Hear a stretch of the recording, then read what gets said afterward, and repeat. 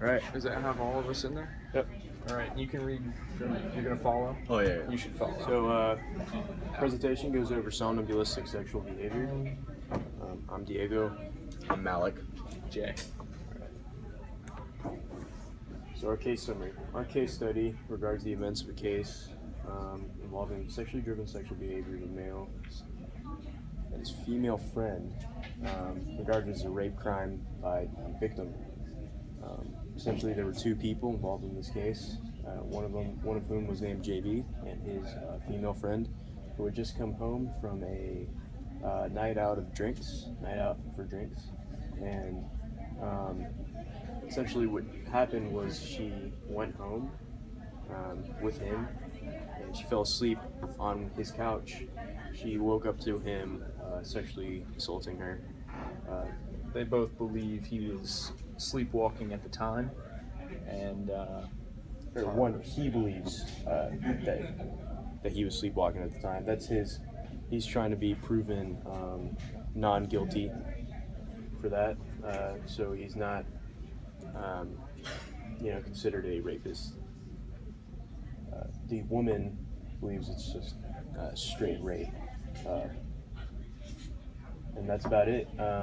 So this brought up a lot of scientific research because there was the idea that there could be a thing called somnambulistic sexual behavior, in which the person is able to behave sexually in their dreams and while they are asleep.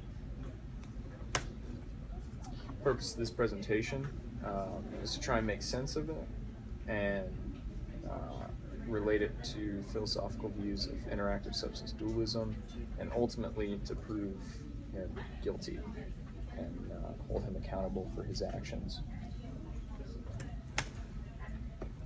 Physicalism is the theory in which the brain and what is perceived as consciousness is only the neurological processes and connections within the brain that can be explained at a scientific level. That can be explained at a scientific level. Idealism is the theory that reality is a mental construct and everything we know or perceive is just in the mind. Dualism is the concept that the mind and body are separate, but somehow interact with each other, and that the mind is more than just a brain. It is also a non-material substance. For the best philosophy of mind, we chose interactive substance dualism because it proves that the guy was able to consciously control his body in the sexual assault that he committed, because the theory entails that the body and mind interact through some emotion and idea. So the reasoning behind choosing interactive substance dualism to prove him guilty is that interactive substance dualism states that the mind and body are two distinct substances with distinct essences. Essentially, the mind works on its own with the body working on its own, but they kind of interact with each other in order to kind of form just the idea of that human being. So the mind kind of controls the body to do the things that it needs to do, while the body signals the mind to be able to perform well. So.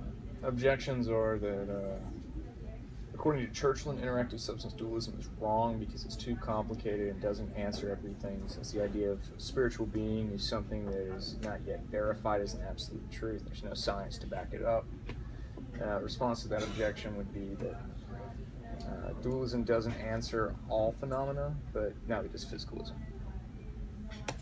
Our next objection is that Churchland observed that our brains are made of neurons which form systems that work together to control our body.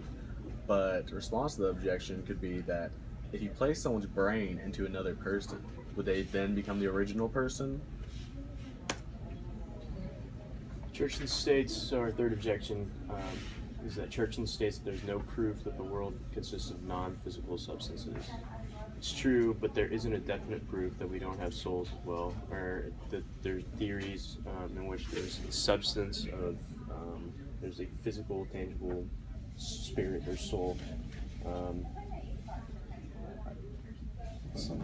the response to that objection is basically that it's not definite. Nothing is completely proven 100%, so we can't know for sure and put someone's life in law or going to jail or otherwise on just something that's not 100% verified. In conclusion, we determined that he is accountable for his actions because he's never completely unconscious. And, you have anything to add? And that it wasn't possible for an unconscious man to switch positions in between such a short amount of time. So in terms of interactive substance dualism, we believe that the mind was completely aware of what he was doing, despite his body being said, or what he claims to have been controlled without the help of his mind. Interactive substance dualism proves that completely wrong, since the mind is always, aware. Although it goes into stages of sleep, he is still able to, control the body, and did not have to sexually assault this woman. Therefore, he is guilty. That's a wrap.